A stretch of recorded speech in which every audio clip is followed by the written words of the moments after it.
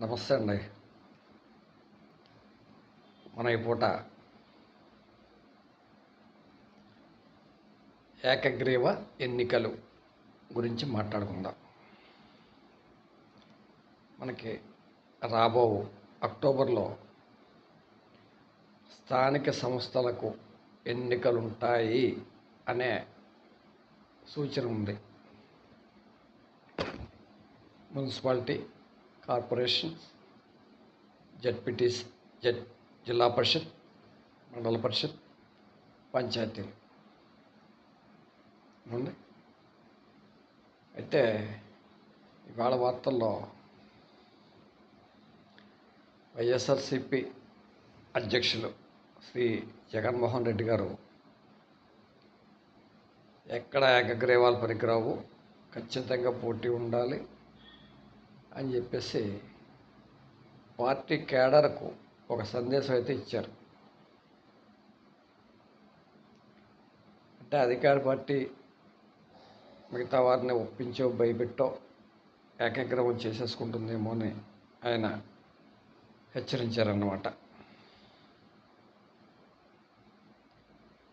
మరి గతంలో కూడా వారి అధికారంలో ఉండగా చాలా స్థానిక సంస్థల్లో జరిగినట్టున్నాయని నేను అనుకుంటున్నాను ఏకగ్రీవాలు. ఉన్నాయి. వారి పార్టీ నాయకులు కూడా ఏకగ్రీవంగా ఎన్నికైన వాళ్ళు చాలామంది ఉండొచ్చు.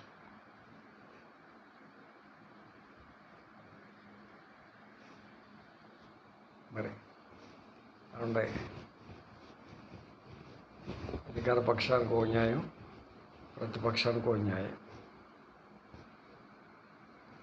సరే, పక్కన పెట్టేద్దామండి. ఈ ఏకగ్రీవ ఎన్నికలు ఈనాటివి కాదండి, అనాదిగా వస్తున్నాయి.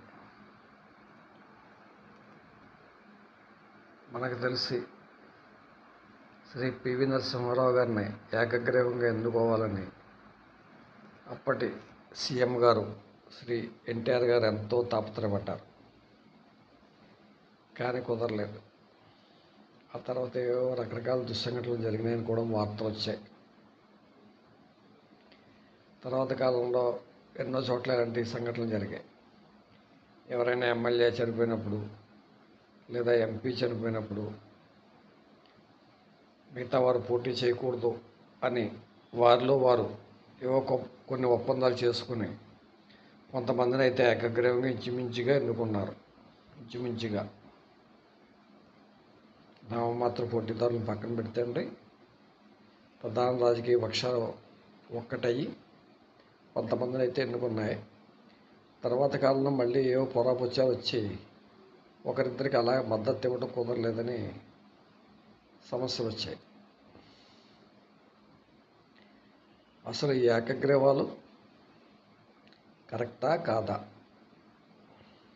ఏ పార్టీ అధికారంలో ఉన్నా సరే, ఏ పార్టీ అధికారంలో ఉన్నా, ఏ పార్టీ ప్రతిపక్షంలో ఉన్నా జరిగిన ఎన్నికల్లో ఏకగ్రీవ ఎన్నికలు అనేవి కరెక్టా కాదా?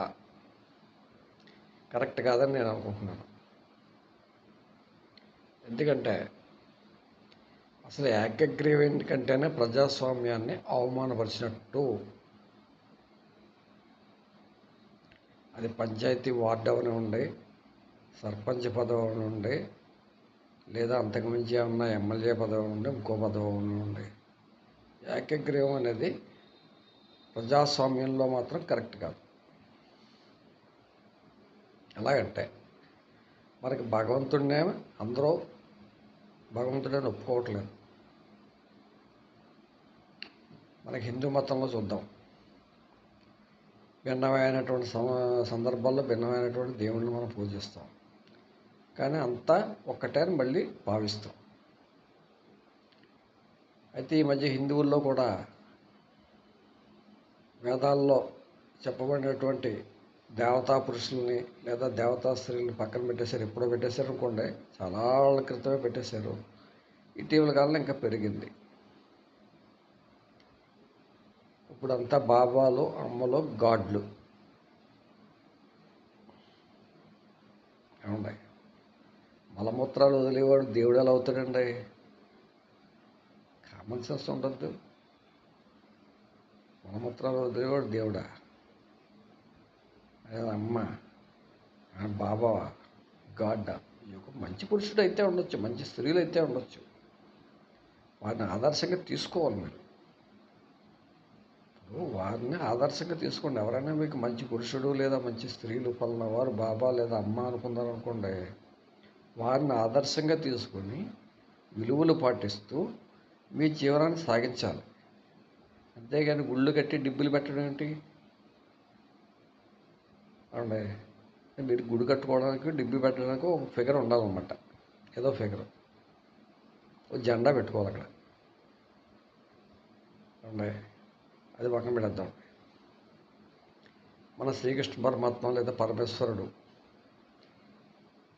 ఇస్లాంకి, క్రైస్తవానికి నచ్చరు. అలాగే యేసుక్రీస్తు, మేరీ మాత హిందువులకి నచ్చరు. అలాగే అల్లా హిందువులకి నచ్చరు. అంటే భిన్నమైన మతాల్లో ఎక్కడ సామరస్యం లేదు, ఎవరి దేవుడు వారిదే. అంటే ఇక్కడ ఒకరు భగవంతుడిని నమ్మిన వారిని సమూహం కోట్ల మంది భగవంతుడు అని నమ్మిన వారిని మరో సమూహం కాదంటుంది. అంటే భగవంతుడినే ఒక్కడని ఒప్పుకోవట్లేదు మీరు. అలాంటిది ఒక వ్యక్తిని మంచివాడు లేదా ఆయనే మాకు పరమాత్మ, ఆయనే నాకు పెద్దరాయుడు, ఆయనే నాకు చిన్నరాయుడు, ఆయనే నాకు బాస్ అని ఎలా ఒప్పుకుంటారండి? ఖచ్చితంగా ఒప్పుకోరు. ఎవరు ఒప్పిస్తున్నారు, బలవంతంగా ఒప్పిస్తున్నారు. ఏ పార్టీ అధికారంలో ఉన్నా సరే, నేను ఏ పార్టీని నిందించట్లేదు. ఏ పార్టీ అధికారంలో ఉన్నా అక్కడ ఉండే సామాజిక సమీకరణలు, డబ్బు, అక్కడ ఉన్న రైతాంగం లేదా అక్కడ ఉన్న సమస్యలు, అక్కడ ఉన్నటువంటి స్నేహాలు అలా ఏకగ్రీవంగా చేస్తాయి అండి. ఈ ఏకగ్రీవంలో ఒక వ్యక్తి నిలబడ్డాడండి. ఎవరో నామినేషన్ వేయలేదు, ఆయన ఏకగ్రీవం అయిపోయాడు. అది ఎలా కుదురుతుంది? ఒక ఓటర్కి లేదా కొద్దిమంది ఓటర్లకి లేదా చాలామంది ఓటర్లకి పోలింగ్ బూత్కి వెళ్ళి తమకు నచ్చిన నాయకుడిని ఎన్నుకోవాలనే మనోభావం ఉండొచ్చు కదా. ఉండదు. ఏ ఎన్నికైనా సరే ఫలానా మా పార్టీ వాడు ఉండాలి ఇక్కడ, లేదా ఫలానా నాయకుడు ఉండాలి ఇక్కడ, లేదా ఫలానా వ్యక్తి అయితే బాగుంటుంది ఇక్కడ అని ప్రతి ఒక్కరికి ఏదో మనసులో భావం ఉంటుంది. మరి అలాంటి మనోభావాలు ఉన్న ఓటర్ల యొక్క మనోభావాలు మీరు దెబ్బతీసినట్టే కదా ఏకగ్రీవం చేసి. ఉంది. ఇది చాలా పొరపాటే. ఎవరో నామినేషన్ వేయలేదు కాబట్టి ఏకగ్రీవం. సరే, రాజకీయ పార్టీలు అంటే అయ్యో వారికి ఏదో చెడ్డ పేర్లు ఉన్నాయి కాబట్టి వారు ఏదో పొరపాట్లు చేసేస్తున్నారని చెప్పేసి మనం అనుకుందాం. మరి ఎన్నికల కమిషన్కి ఏం పోయిందండి?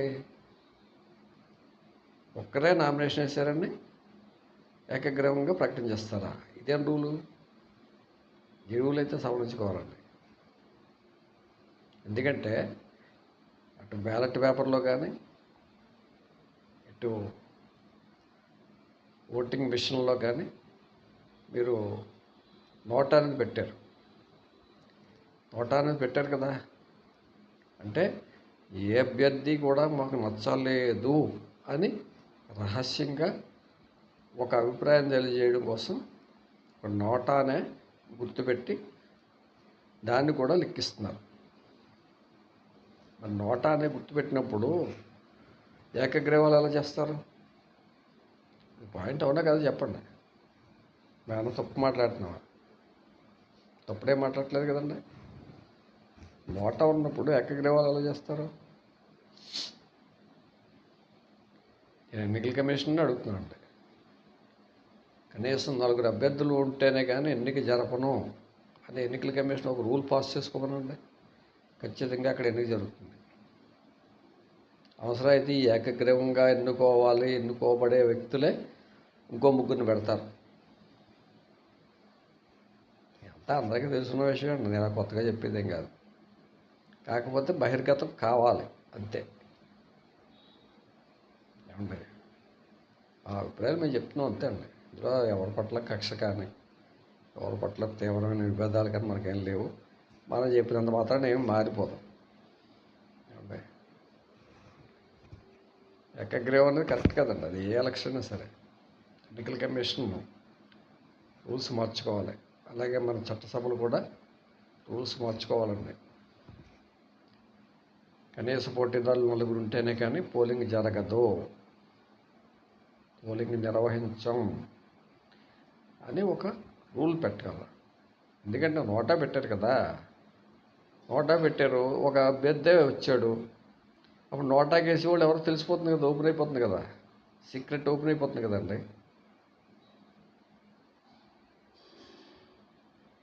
ఏమండి ఓపెన్ అవుతుంటారా? ఖచ్చితంగా ఓపెన్ అవుతుంది అండి. అలాగా మనం నోటా అనేది ఒక ఓటు నోటా ద్వారా మనం స్వీకరించినప్పుడు ఏకగ్రీవానికి తావు లేదు. అది ఏ ఎలక్షన్ కానండి, ఏ పార్టీ అధికారంలో ఉన్నా ఏ పార్టీ ప్రతిపక్షంలో ఉన్నా అదే కరెక్ట్ అండి. పక్కన పెడతాం. మళ్ళీ జగన్ గారి దగ్గరికి వద్దామండి. శ్రీ జగన్మోహన్ రెడ్డి గారు ఏమన్నారంటే,